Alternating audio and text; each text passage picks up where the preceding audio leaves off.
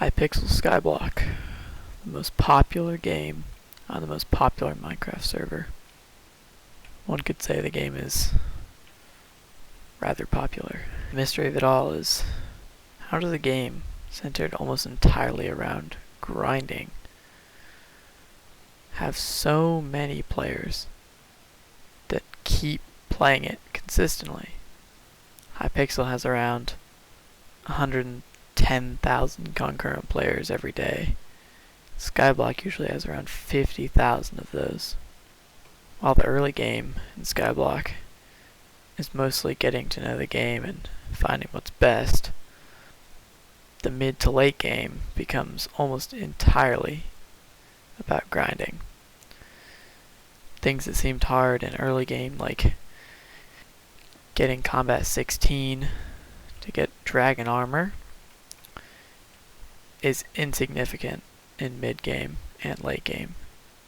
Many hours will be spent grinding things like slayers, fishing, farming, combat. In Skyblock, if you want to have a decent amount of health at all, you have to do fairy souls, which can take from anywhere to 2 to 4 hours. That's just the beginning of it. Many things like getting combat 50 by doing revs will take hundreds and hundreds of hours. And things like grinding for a legendary Ender Dragon pet will take an equal amount of effort and is just a massive money waster. Alright, let's do some math here. If the average summoning eye costs around 700,000 and the average legendary Ender Dragon pet costs around $400 to $500 million for a low level, the odds of getting legendary Ender Dragon pet are around 1 in 12,500, I believe. And that's after you meet the requirements for the dragon fight in order to be eligible to get it.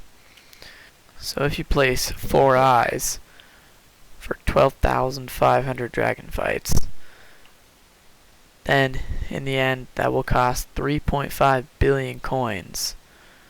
Of course, you will be making some of your money back and probably breaking even from dragon fragments and pieces of armor, as well as AOTDs, dragon claws, dragon scales, scrolls, things like that.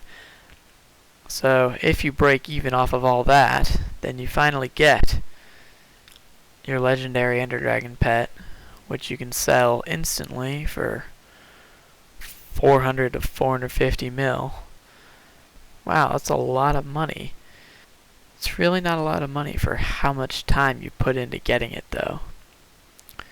But there is the reward of getting a super rare drop like a legendary Ender Dragon. And that is why I think everyone comes back to Skyblock and keeps grinding. The thrill of getting a super rare drop like an Overflux or legendary Ender Dragon or any other RNGesus drop is just the push you need. I remember being overwhelmed as an early game player, thinking about all these weapons and armor sets and how to know which ones to get and not to get and what to spend my money on. And now looking back at it, I see how simple it really is, that there's only really one path.